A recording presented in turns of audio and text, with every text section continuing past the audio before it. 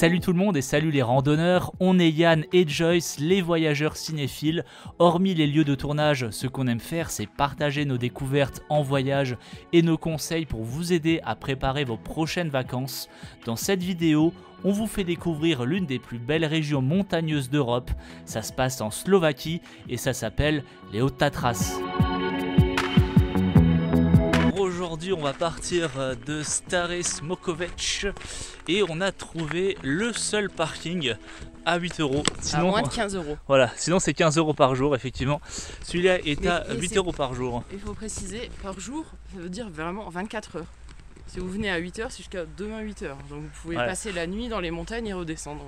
Ouais, ça c'est plutôt pratique. Voilà, vraiment pour les randonneurs, trekkers, c'est vraiment cool en fait.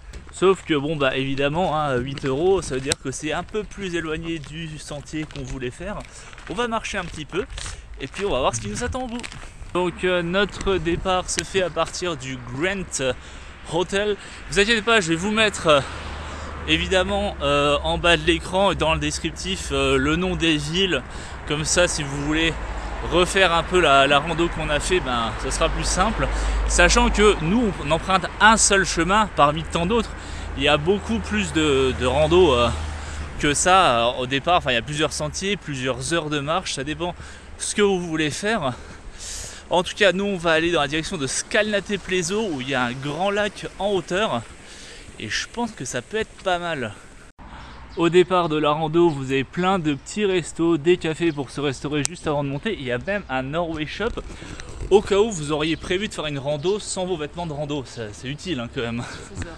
Voilà, les panneaux avec les différents circuits comme je vous disais. Donc en fait la ville où on est c'est Stare Smokovec.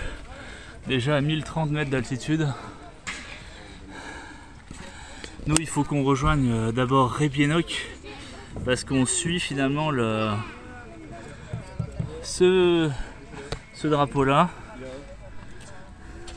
Juste pour vous donner une idée des prix à l'aller, ça c'est les prix aller-retour. Donc évidemment c'est plus avantageux de faire un aller-retour. Mais nous on va faire une petite boucle. En fait on avait deux choix, soit de prendre justement le petit train qui monte pour Rebienok, ou alors faire les 40 minutes de marche pour la première étape avant de rejoindre Skalnaté Pleso. Oh bon, on arrive à une section de la route vachement intéressante avec la vue sur les montagnes. On a de la chance, le ciel est vachement bien dégagé. Il se dégage de plus en plus là. Ouais, donc il y a des nuages blancs et on peut pas trop se fier à la météo du matin, finalement elle évolue quand même assez rapidement, j'ai l'impression.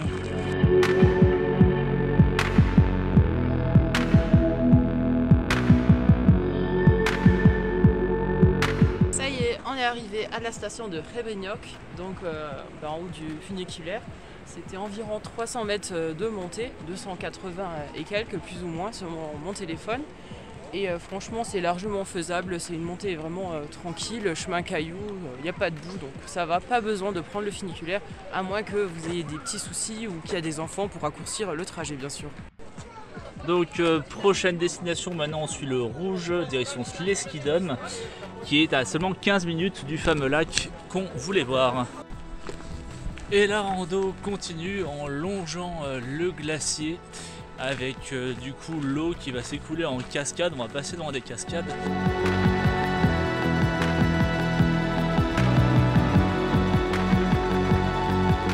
On vient de passer à un très beau point d'eau. On aurait pu voir des loutres, mais comme d'habitude, quand on peut voir des loutres, on n'en voit pas. Et du coup, là près de ce pont, il y avait un panneau d'infos, et cette fois dans la boîte, il y avait des petites fiches plastifiées. Et ça parlait des espèces qui vivent dans la rivière, donc dans les loutres, des invertébrés quoi, des crustacés aussi, et qui sont endémiques à la région. Parce que l'eau, elle a quelque chose de particulier, comme elle chute depuis la montagne, elle est remplie d'oxygène, et ces espèces ne pourraient pas vivre ailleurs qu'ici en fait. Depuis tout à l'heure, ça fait que grimper sur ce sentier de gros rochers. Là, on voit bien en regardant du côté de la vallée contrebas, on peut s'imaginer la hauteur. Et c'est un petit peu flippant quand on sait qu'il y a pas mal de vipères ici et qu'il y a des pierres sous lesquelles ils peuvent se cacher. Voilà, vous vous souvenez du petit pont qu'on a passé avec le petit ruisseau? Maintenant il est tout en bas pour vous rendre compte un petit peu de la hauteur et de la distance à parcourir et à monter pour atteindre ce fameux lac. Voilà, petite pause snack. Et on a trouvé des saucisses VG.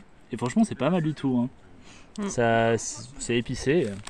Bah, c'est les petites saucisses locales en fait. Ouais, une imitation de la saucisse locale.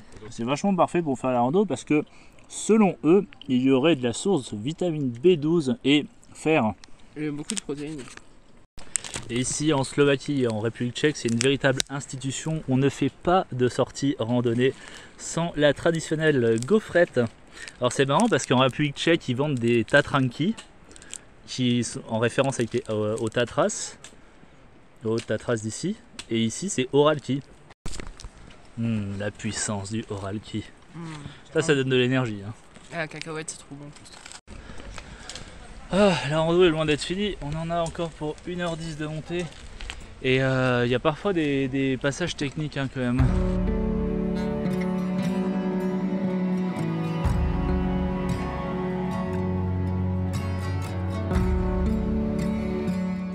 On n'est pas encore tout à fait en haut, mais on a le droit à un nouveau point de vue, enfin un nouveau décor avec des petits pins tout le long. Et ben on finit en beauté avec un magnifique escalier jusqu'en haut quoi. Ah, c'est parti.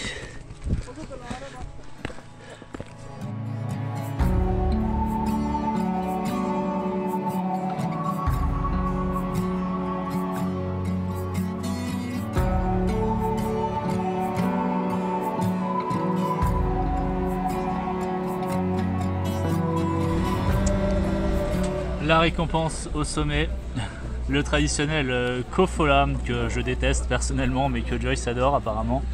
Je l'ai que goûté il n'y a pas longtemps et en fait ça ressemble à du coca mais c'est pas du tout ça. C'est aux herbes et aussi quelques fruits, pommes, cerises.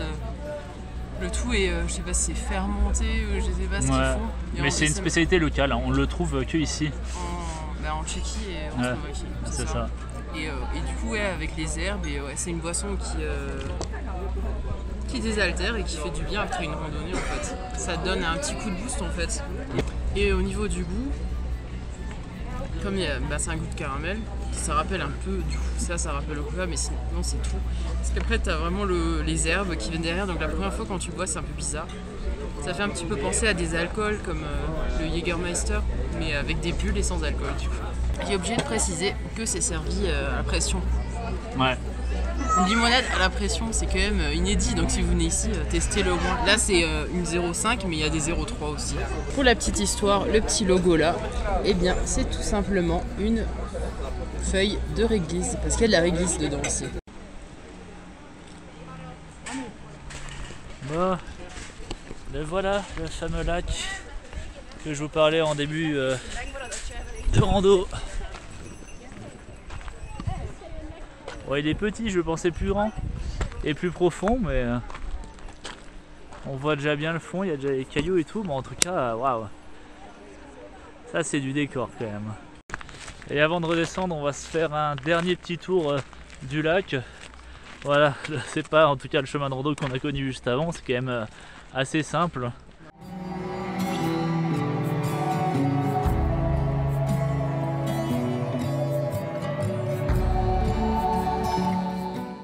Bon, on va prendre le téléphérique pour redescendre, mais honnêtement, c'était pas les prix.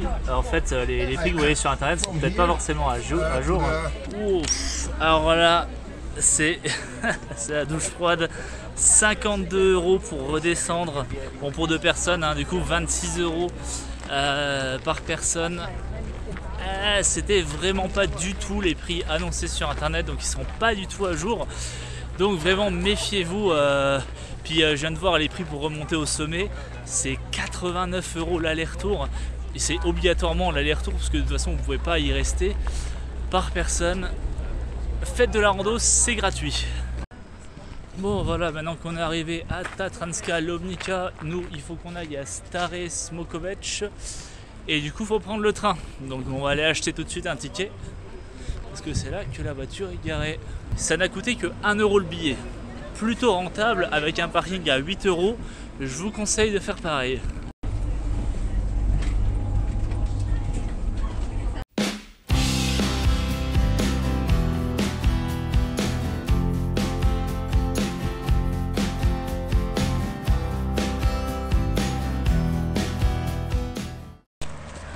Bon bah, je vous avais dit qu'on devait faire une randonnée de 6 heures. Bah en fait, changement de programme. Parce que... On était sur le parking à 8h30 et il faut y être à 6h30. À 6h, ouais, c'est ça, on a raté le coche quoi. Donc voilà, il n'y avait plus de place sur le parking Et du coup, on l'a fait demain quoi. Ouais, on la fera demain. Du coup, on est à Strepske Pleso, un grand lac au pied des Tatras.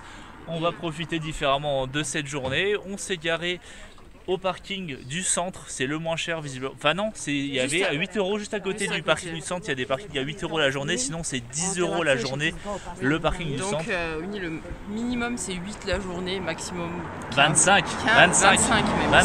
Alors que les autres villes c'était 15 le max. Ouais, mais les 25 c'est juste là-bas quoi, c'est près de la montagne quoi. Oui, ouais. Par contre, je tiens à préciser, il y avait, plus proche des montagnes, il y avait vraiment plusieurs parkings, une dizaine, voire plus, pour des parkings handicapés, quoi. Ouais. Tout le long. Et ceux-là, ils semblaient gratuits. Ils avaient l'air gratuits. Il n'y avait pas de prix d'indiqué, je sais pas. Bon, on va prendre la direction du lac, petit sentier, absolument sympathique. Petite ville très charmante. Oui, et j'ai vu Lonely Planet, je sais pas quand a attribué ça à la ville, mais c'est la plus belle destination, meilleure destination d'Europe. La ville de Pleso. Ah bon, meilleure destination d'Europe. Oui, c'est joli, mais sous quel, je sais pas. sous quel critère en fait? Il n'y avait pas de catégorie, je crois vraiment que c'était les villes en montagne, ouais. Je sais pas. Oui, ville réputée pour sa station thermale depuis 1885 quand même. Ça. Et c'est la ville des Hautes Tatras qui a la plus haute, comment on dit? La plus l'altitude, comment on dit? Ah, l'altitude la plus haute, la plus élevée, l'altitude la plus élevée. À plus de 1200. Et la statue en bois que vous voyez là en image, c'est la statue de Joseph Sventivani. Une célébrité de la ville pour avoir rendu touristique cette ville quoi finalement et c'est grâce à lui qu'on est là aujourd'hui. Il a plaidé pour la construction du chemin de fer, c'est ça, donc il avait il a assisté, il vivait encore parce qu'il est mort encore au début en 1905 c'était. Ouais. Et du coup machin là, la structure que vous voyez là c'est pour le saut à ski. Strepske Pleso est également populaire pour ses stations de ski. D'ailleurs, il y a le championnat du monde de saut de ski qui a eu lieu plusieurs fois ici. C'est ça. Donc, si vous aimez le ski et la neige, c'est un endroit que je ne saurais trop vous conseiller. Et sinon, bah voilà. Et puis les établissements pour venir ici, il y a les thermes, la montagne, les hôtels, il y a un plus beau que l'autre. Des hôtels de luxe qui se succèdent autour du lac. Il y a des hôtels simples aussi qui sont très jolis. Il y en a pour tous les porte-monnaies en fait. En fait, elle vient de crier des loutres et je crois qu'il y avait des vraies loutres, mais c'est encore des sculptures super bien faites. Hein. Franchement, elles sont vraiment magnifiques ces petites sculptures en bois. J'avoue. Non, regarde, la tête contre elle, c'est En fait, ici, il est interdit d'être une femme et de s'accroupir. Et la Slovaquie est également réputée pour ses ours. Là, on a une carte de la zone trop mignonne cette photo là du ciel avec les petits. Ouais, c'est vrai. On n'a toujours pas croisé d'ours. Il y a des personnes qui en ont croisé. Il y en a même qui se sont fait attaquer. Il y a eu des attaques d'ours en Slovaquie, j'avais vu. Ouais. Si vous n'avez pas de chance. Faut être sur des sentiers où il n'y a pas trop de gens. Ouais. Et ceux qui le font, les habitués, j'ai remarqué qu'ils avaient une petite clochette sur le sac à dos. Ah oui, c'est vrai, on les a croisés hier. Donc voilà, si tu vas vraiment au fin fond là en haut et que tu vas dormir, vaut mieux avoir une clochette. Ça. Juste à côté du lac, on vient de trouver l'entrée d'un chemin d'un sentier de rando. On va voir où ça nous mène.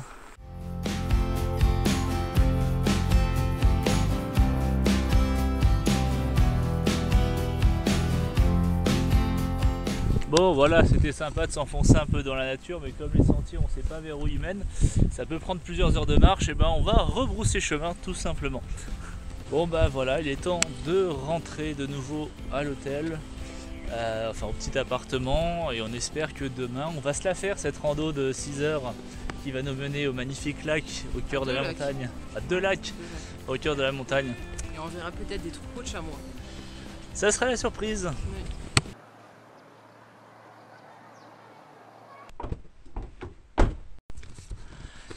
Et bah vous savez quoi, on a eu une petite frayeur, on a bien cru que le fameux parking gratuit dont je vous note l'adresse juste en bas n'était pas libre parce qu'on a vu des voitures en bas et finalement c'est bon, on a trouvé une place. C'est bon. C'est un très petit parking et parce que la rando c'est une très belle rando en fait, et puis le parking il est gratuit.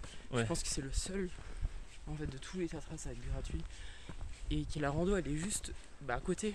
Les autres, même les parkings moins chers, on a vu un parking à 10 €. Il faut marcher parfois jusqu'à 1 km jusqu'au début de la rando. Et quand tu reviens d'une rando de 10-15 km, c'est chaud. C'est pas top. On a commencé déjà à la faire la dernière fois, mais on n'avait pas le temps de monter jusqu'en haut. Là, on va se la refaire complètement. Les premiers kilomètres, il y a pas, on traverse une forêt, c'est vraiment cool. Oui. Mais en fait, on va jusqu'à un lac glacier. Et c'est un dénivelé de plus de 600, je crois. Ouais.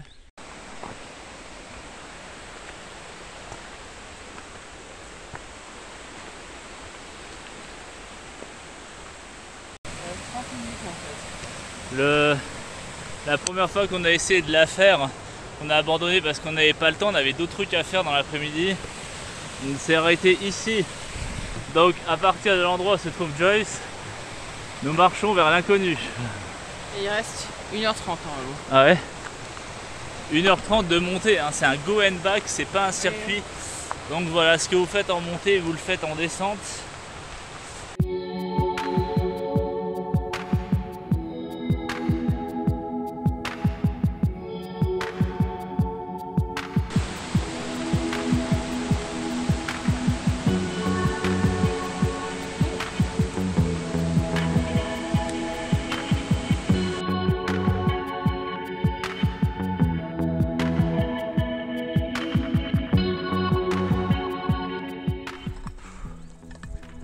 On est presque arrivé en haut, il nous reste 15 minutes de marche dans cette direction. Mais wow, le cadre est époustouflant. Je n'ai plus les mots comme on dit. Ça va, c'était éprouvant? Ça va, en fait, c'était moins pire que la première rando que vous avez vue en vidéo en fait. Au niveau de montée, la montée, c'était moins désagréable. Non, je trouve que ça monte un peu plus. L'autre ça montait longtemps, mais c'était plus moins raide.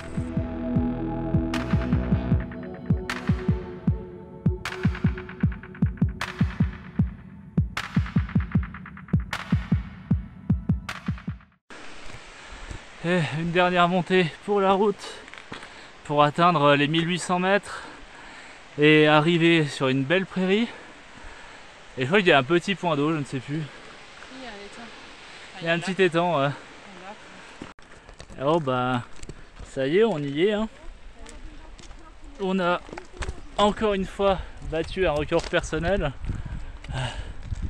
Ouais, la dernière fois on était quoi, à 1758 mètres, maintenant on doit être un peu plus. On est un peu plus de 1008. Un peu plus de 1008. Et ça sera tout hein, pour aujourd'hui parce que le temps de redescendre, on en a encore pour 3 bonnes heures je dirais. En fait il y a un sentier qui vous pouvez continuer encore tout là-bas. Et il y a un étang plus grand encore. Ouais c'est ça, mais il y a encore une bonne 1h30, 2 heures de route de marche. 5, 6 là-bas derrière. Honnêtement c'est faisable que si vous dormez, ou à moins de camper je sais pas, mais le mieux c'est de dormir au lac quoi. Vous êtes habitué de faire des heures de rando de montagne. Hein. Ça veut dire 12 heures au moins, là faut compter 12 heures entre la montée et la descente. On vient tout juste de voir avec les jumelles des chamois sauvages dans cette direction là et on va y aller tout de suite.